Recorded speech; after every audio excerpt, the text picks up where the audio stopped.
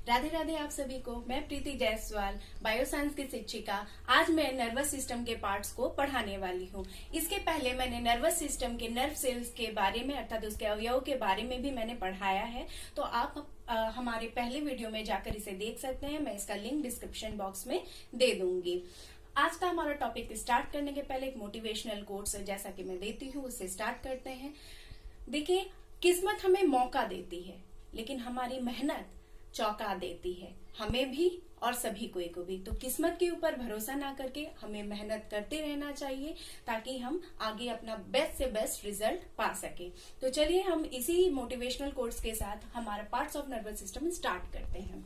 तो आज का हमारा पार्ट्स ऑफ नर्वस सिस्टम है। यहाँ पे मैंने 3 भागों को चिन्हित किया है। पहला है सेंट्रल नर्वस सिस्टम अर्थात केंद्रीय तंत्रिका तंत्र, दूसरा है पेरिफेरल नर्वस सिस्टम अर्थात परिधीय तंत्रिका तंत्र, तीसरा है स्वतः नर्वस सिस्टम या नर्वस सिस्टम अर्थात एएनएस नर्वस सिस्टम से शॉर्ट फॉर्म में एएनएस कहते हैं। केंद्रीय तंत्रिका तंत्र के 2 भाग हैं, मस्तिष्क और मेरुरज्जु, ब्रेन और स्पाइनल कॉर्ड। अगर मैं यहाँ एक डायग्राम करके दिखाऊं आपको, तो केंद्रीय तंत्रिका तंत्र के अंतर्गत ये जो मैंने ब्लैक से बनाया है ये होता है मस्तिष्क और ऋणरज्जु, जो कि केंद्रीय तंत्रिका तंत्र के अंदर आया है। इसके अलावा जो मैं यहाँ पर रेड और ब्लू से ये की हूँ, यहाँ पर ये पेरिफेरल नर्वस सिस्टम और ऑटोनॉमिक नर्वस सिस्टम के अंतर्गत आते हैं। अब हम बढ़ते हैं पेरिफेरल नर्वस सिस्टम के अंदर। पेरिफेरल नर्वस सिस्टम के अंतर्गत क्रेनियल नर्व और स्पाइनल नर्व आते हैं। क्रेनियल नर्व क्या है? वह नर्व जो हमारी मस्तिष्क से जुड़ी हुई रहती है और संवेदनाओं को पूरे शरीर तक ले जाने में सहायता करती है, उसे हम क्रेनियल नर्व कहते हैं। स्पाइनल नर्व वह नर्व जो स्पाइनल कॉर्ड या मेरुरज्जु से जुड़ी रहती है और वहां से जो संवेदनाएं होती है वो पूरे शरीर में ले जाने में सहायता करती है, उसे हम स्पाइनल नर्व कहते हैं। इसकी संख्या 31 जोड़ी होती है, अर्थात दोनों को मिलाकर अगर करें तो 43 पेयर जो नर्व होते हैं वो पेरिफेरल नर्वस सिस्टम के अंतर्गत आते हैं। अब हम बढ़ते हैं ऑटोनॉमिक नर्वस सिस्टम के अंतर्गत, स्वायत्त नर्वस सिस्टम। इसके अंतर्गत आते हैं अनुकंपी नर्व और पारानुकंपी नर्व। ये नर्व क्या करती है? हमारे शरीर में जो अनैच्छिक क्रिया है, मतलब अर्थात ये नर्व हमारे अनैच्छिक अंगों से जुड़ी रहती है। अब इसका मैं एक कॉमन एग्जांपल देके बताती हूँ, तब आप समझ पाएंगे। जैसे मान लीजिए अचानक हमारे सामने शेर आ गया, तो शेर को देखकर क्या होगा? हमारी आंखें जो हो जाएगी वो थोड़ी बड़ी हो जाएगी, दिल की धड़कनें तेज हो जाएगी। तो ये क्रिया किसके कारण हो रही है? ये हो रही है सिंपैथेटिक नर्व के कारण, अर्थात यहाँ पर मैं पॉइंट से कर रही हूँ। ये नर्व क्या करता है? हमारे शरीर को उत्तेजना प्रदान करता है, हमारे शरीर को मतलब हमारी ब्लड प्रेशर जो है वो हाई करेगा, हमारी हार्ट रेट है, हमारी पल्स रेट है उसको भी हाई करेगा। मैं यहाँ पल्स रेट से PR से लिख रही हूँ, अर्थात ये हमारे पल्स रेट को भी बढ़ा देता है, हमारे हार्ट रेट को भी ये बढ़ा देगा, हमारे श्वसन दर को ये बढ़ा देगा। लेकिन इसके अपोजिट में ये क्या करता है? इसके अपोजिट मतलब इसका एक अपवाद है, लेकिन ये हमारी जो पाचन क्रिया है, पाचन की दर जो है उसको ये स्लो कर देगा, पाचन दर को स्लो कर देगा। और पारानुकंपी क्या करता है? यह हमारे शरीर को विश्राम अवस्था में रखने में सहायता करता है। जब विश्राम अवस्था रहेगा तो क्या होगा? हमारा जो पल्स रेट है, हमारे जो हार्ट रेट है वो क्या हो जाएगा? पल्स रेट और हार्ट रेट वो स्लो हो जाएगा और हमारी जो मसल्स है वो भी रिलैक्स हो जाएंगे, विश्राम अवस्था में हो जाएंगी मसल्स, ठीक है।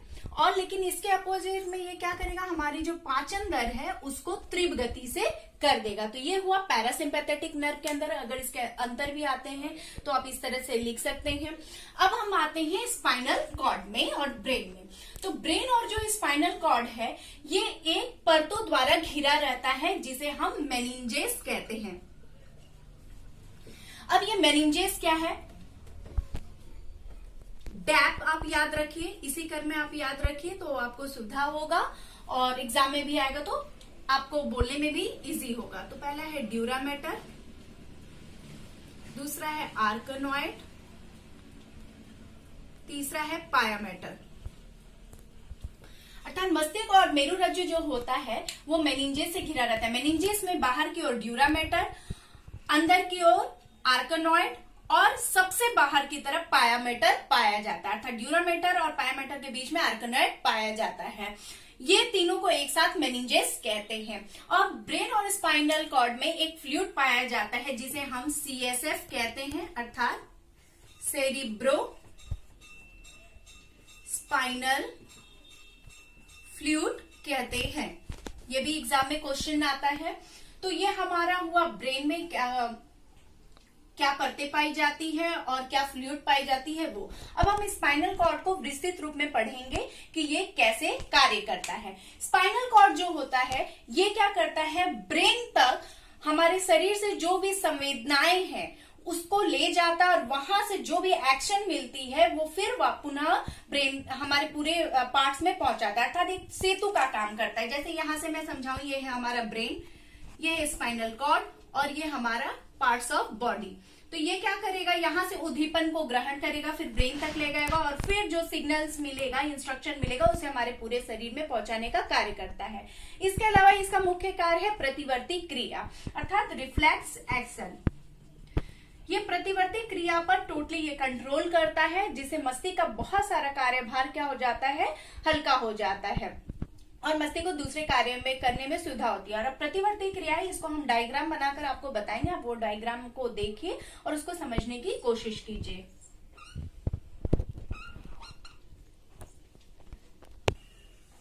तो मैंने यहाँ पे ये डायग्राम को मैंने कंप्लीट कर लिया है। अब हम इसे बताते हैं।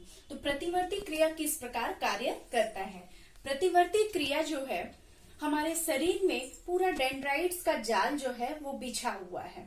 जैसे मान लीजिए मेरे हाथ में, मैंने हाथ का डायग्राम बनाया, मेरे हाथ के एक भाग में पिन चुभा या मैंने हथौड़ी से इसे मारा, तो ये जो दर्द है, इस दर्द का जो अनुभव होगा, ये रिसेप्टर ऑर्गन अर्थात ग्राही अंग से इस उद्दीपन को संवेदी नर्व लेकर केंद्रीय तंत्रिका तंत्र या रीढ़ रज्जु के धूसर द्रव जो पाया जाता है उस भाग पे लेके जाएगा और वहां से वो इस उद्दीपन को मोटर नर्व तक पहुंचाएगा। और मोटर नर्व क्या करेगा, इस संवेदना को, उसे स्पाइनल कॉर्ड से या मस्तिष्क से सिग्नल्स मिलेगा, अर्थात स्पाइनल कॉर्ड से सिग्नल्स जब मिलेगा कि हाँ हमें हाथ हटाना है, तो वो ये क्या करेगा, मोटर नर्व इस संवेदना को ले जाकर यहाँ पर वापस पहुंचाएगा और हम अपना हाथ हटा लेते हैं या हमें दर्द का महसूस होता है। तो ये जो क्रियाएं होती है, ये क्रियाएं प्रतिवर्ती क्रिया द्वारा होती है। अब ये देख रहे हैं, मैंने एरो के थ्रू ये समझाने की कोशिश की ये क्रिया कैसे होती है। इसको मैं एक समझाऊंगी। ये कैसे समझाऊंगी, जैसे मान लीजिए मैं एक गर्म दूध है, ग्लास में गर्म दूध रखा हुआ है, उस गर्म दूध में मान लीजिए मैं ये चम्मच डालती हूँ, तो चम्मच का जो पहला ए सिरा है वो पहले गर्म होगा, फिर धीरे धीरे उसके संपर्क में आकर जो उसका अंतिम सिरा है बी वो गर्म होगा। ठीक उसी प्रकार यहाँ पर जो ये सेंसोरी नर्व है, संवहन से ये धीरे धीरे धीरे धीरे उद्दीपन को यहाँ पर लेके आ गया और हमारे पूरे शरीर में जो डेंड्राइट्स फैला हुआ है उसके माध्यम से ये मोटर नर्व जो आएगा और संवेदना को यहाँ पर देगा और हमें दर्द का महसूस होगा। इस प्रकार ये कार्य करता है। तो प्रतिवर्ती क्रिया सोचिए ये कितने फ्रैक्शन सेकंड में ये काम करता है। हम तुरंत, हमें ये चोट लगता है और हम तुरंत तो इन्हें हाथ हटा लेते हैं। तो ये प्रतिवर्ती जो क्रिया है, ये मनुष्य के शरीर में 320 किलोमीटर प्रति घंटा के हिसाब से होता है। तो सोचिए ये कितने फास्ट गति से ये हमारे शरीर में होता है। तो ये प्रतिवर्ती जो क्रिया है, अगर आपका इसका वर्णन करने को बोला जाए तो इस प्रकार हमें वर्णन करना है। और कभी कभी एग्जाम में क्वेश्चन आता है क्या प्रतिवर्ती चाप किसे कहते हैं। तो प्रतिवर्ती चाप का आप डायग्राम बनाइए, तो यही है प्रतिवर्ती चाप। और उसमें आता है कि उद्दीपन का मार्ग आप दिखाइए कैसे ये फ्लो कर रहा है। तो ये उद्दीपन का मार्ग आपको दिखाना है कैसे ये फ्लो कर रहा है। प्रतिवर्ती चाप क्या है, जैसे मान लीजिए मुझे यहाँ से कलकत्ता के दक्षिणेश्वर में जाना है, तो मेरे घर से मैं दक्षिणेश्वर जिस रास्ते से जाऊंगी, जिस रूट से जाऊंगी, वो हो गया प्रतिवर्ती चाप और मेरे जाने की क्रिया को प्रतिवर्ती क्रिया कहते हैं। तो इस मार्ग को, अर्थात प्रतिवर्ती क्रिया जिस मार्ग द्वारा संपन्न होती है उसे प्रतिवर्ती चाप कहते हैं। तो ये हुआ हमारा डायग्राम।